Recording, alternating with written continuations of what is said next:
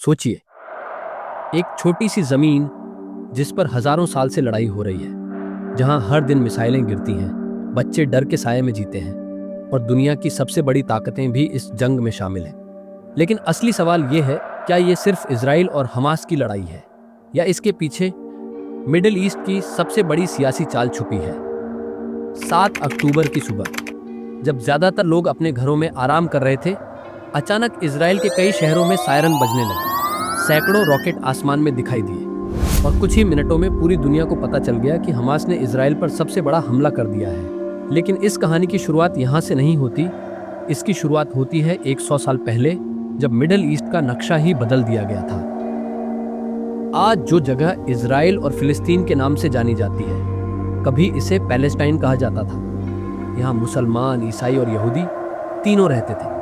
लेकिन 1900 के आसपास दुनिया में एक नया आंदोलन शुरू हुआ, जिसे कहा गया ज़ायनिस्ट मूवमेंट। इस आंदोलन का मकसद था दुनिया भर के यहूदियों के लिए एक अलग देश बनाना। 1917 में एक ऐसा फैसला हुआ जिसने पूरी मिडिल ईस्ट की राजनीति बदल दी।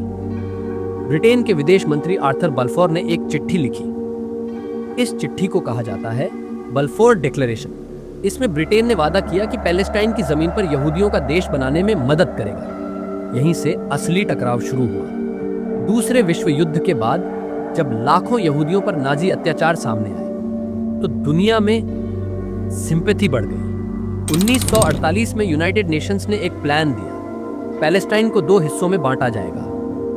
एक हिस्सा यहूदियों का देश, दूसरा अरब फिलिस्तीनियों का। लेकिन अरब देशों ने इस फैसले को मानने से इनकार कर दिया। 1948 में इजराइल और अरब देशों के बीच जंग छिड़ गई। इस जंग में शामिल थे इजिप्ट, जॉर्डन, सीरिया, इराक। लेकिन नतीजा सबको चौंकाने वाला था। छोटा सा इजराइल सब पर भारी पड़ गया। इस जंग के बाद करीब 7 लाख फिलिस्तीनी अपने घरों से बेघर हो गए। फिलिस्तीनियों के लिए यह घटना नाकबा यानी तबाही के नाम से जानी जाती है। आज फिलिस्तीन के 2 बड़े इलाके हैं, एक West Bank, 2 Gaza strip. Gaza सिर्फ 365 वर्ग किलोमीटर का छोटा सा इलाका है, लेकिन यहाँ रहते हैं करीब 20 लाख लोग और यही जगह आज की सबसे खतरनाक जंग का मैदान बन चुकी है। 1987 में एक नया संगठन बना, हमास। ये संगठन कहता है कि फिलिस्तीन की जमीन पर इजराइल का कोई हक नहीं है। इसी वजह से हमास और इजराइल के बीच लगातार टकराव चलता रहता है।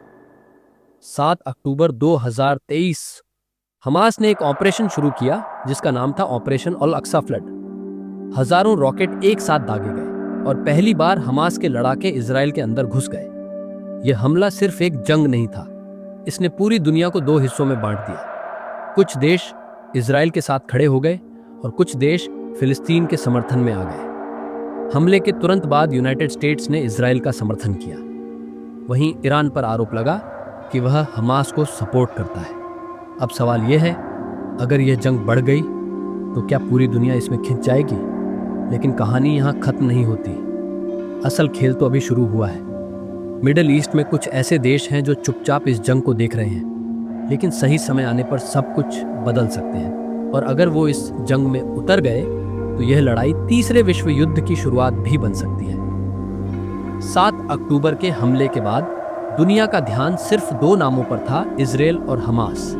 लेकिन मिडिल ईस्ट की राजनीति में एक ऐसा देश है जो सामने से लड़ाई नहीं करता, मगर उसकी चालें पूरे इलाके की दिशा बदल देती हैं, और उस देश का नाम है ईरान। मिडिल ईस्ट में अगर कोई देश इजराइल का सबसे बड़ा दुश्मन माना जाता है तो वह है ईरान। ईरान का साफ कहना है कि फिलिस्तीन की जमीन पर इजराइल का कोई हक नहीं है।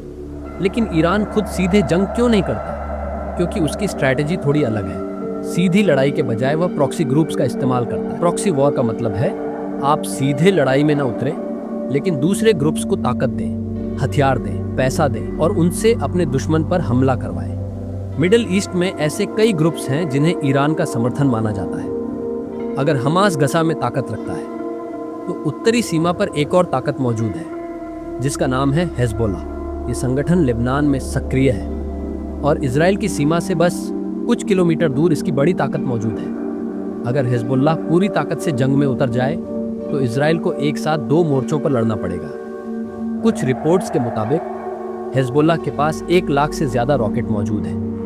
और ये रॉकेट इजराइल के लगभग हर बड़े शहर तक पहुंच सकते हैं। यही वजह है कि जब गजा में जंग शुरू हुई तो पूरी दुनिया की नज़र लेबनान की सीमा पर भी थी। अगर हिजबुल्लाह ने पूरी ताकत से हमला कर दिया तो जंग सिर्फ गजा तक सीमित नहीं रहेगी, फिर इसमें शामिल हो सकते हैं लेबनान, सीरिया और शायद ईरान भी। हमास के हमले के कुछ ही दिनों बाद यूनाइटेड स्टेट्स ने एक बड़ा कदम उठाया। उसने मिडिल ईस्ट में अपना सबसे ताकतवर युद्धपोत भेज दिया। इस युद्धपोत का नाम है USS जेरल्ड आर फोर्ड। ये दुनिया के सबसे एडवांस एयरक्राफ्ट कैरियर में से एक है। अमेरिका का यह कदम एक साफ संदेश था। अगर किसी ने इजराइल पर बड़ा हमला किया तो अमेरिका सीधे जंग में उतर सकता है। यह संदेश खास तौर पर ईरान और उसके सहयोगियों के लिए था। लेकिन इस जंग में एक और बड़ा खिलाड़ी है और वह है सऊदी अरेबिया। कुछ महीनों पहले तक सऊदी अरेबिया और इजराइल के रिश्ते बेहतर होने की बात चल रही थी, लेकिन गजा में जंग शुरू होते ही पूरी मिडिल ईस्ट की राजनीति बदल गई। अरब देशों के सामने एक बड़ी मुश्किल है। एक तरफ उनकी जनता फिलिस्तीन के समर्थन में है और दूसरी तरफ उनके रणनीतिक रिश्ते अमेरिका और पश्चिमी देशों से जुड़े हुए हैं। यही वजह है कि कई देश खुलकर किसी एक पक्ष में नहीं आए। इधर गंजा में हालात लगातार खराब होते जा रहे थे। इजराइल की सेना, जिसे कहा जाता है इजराइल डिफेंस फोर्सेस, ने बड़े पैमाने पर एयर स्ट्राइक शुरू कर दी। गजा की इमारतें एक के बाद एक गिरने लगीं और हजारों लोग अपने घर छोड़ने पर मजबूर हो गए। जैसे जैसे जंग बढ़ती गई, दुनिया भर में विरोध भी बढ़ने लगा।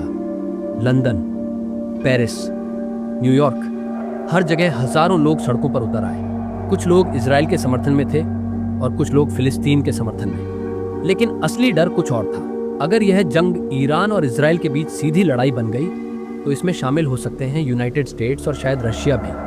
और अगर ऐसा हुआ तो यह सिर्फ मिडिल ईस्ट की जंग नहीं रहेगी, ये पूरी दुनिया की जंग बन सकती है। क्योंकि अब हम बात करेंगे उस शहर की जिसे 3 बड़े धर्म पवित्र मानते हैं और जिस शहर को लेकर सबसे ज्यादा टकराव होता है। मिडिल ईस्ट के सबसे संवेदनशील शहर में जेरूसलम। अगर मिडिल ईस्ट की पूरी जंग को एक शहर में समेट दिया जाए तो वह शहर है जेरूसलम। एक ऐसा शहर जिसे 3 बड़े धर्म पवित्र मानते हैं, मुसलमान, यहूदी और ईसाई। लेकिन यही वजह है कि यह शहर दुनिया के सबसे बड़े टकराव का केंद्र भी बन गया है। जेरूसलम कोई आम शहर नहीं है। यह शहर हजारों साल पुराना है। इतिहासकारों के मुताबिक यह शहर करीब 3000 साल पुराना है और हर दौर में किसी न किसी साम्राज्य ने इस पर कब्जा किया। मुसलमानों के लिए जेरूसलम की सबसे बड़ी पहचान है अल अक्सा मस्जिद। इस मस्जिद को इस्लाम का तीसरा सबसे पवित्र स्थान माना जाता है। पहला मस्जिद अल हराम, दूसरा अल मस्जिद अल नबावी और तीसरा अल अक्सा मॉस्क। मुसलमानों के लिए अल अक्सा सिर्फ एक मस्जिद नहीं है, इसका जिक्र इस्लामी इतिहास में भी मिलता है। कहा जाता है कि यही वह जगह है जहां से प्रोफेट मोहम्मद ने मेराज का सफर शुरू किया था।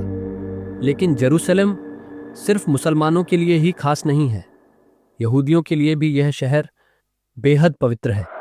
यहाँ मौजूद है वेस्टर्न वॉल। इसे यहूदी धर्म का सबसे पवित्र स्थान माना जाता है। कहा जाता है कि यह दीवार उस प्राचीन मंदिर का हिस्सा है जो हजारों साल पहले यहाँ मौजूद था। ईसाई धर्म के लिए भी जेरूसलम बहुत अहम है क्योंकि यहीं मौजूद है चर्च ऑफ इद होली सेपल्चर। मान्यता है कि यहीं पर जीसस क्राइस्ट को सूली पर चढ़ाया गया था और यहीं उनका मकबरा भी है। अब सोचिए, एक ही शहर 3 बड़े धर्मों के लिए पवित्र और तीनों इस पर अपना अधिकार मानते हैं। यही वजह है कि जेरूसलम को लेकर तनाव कभी खत्म नहीं होता।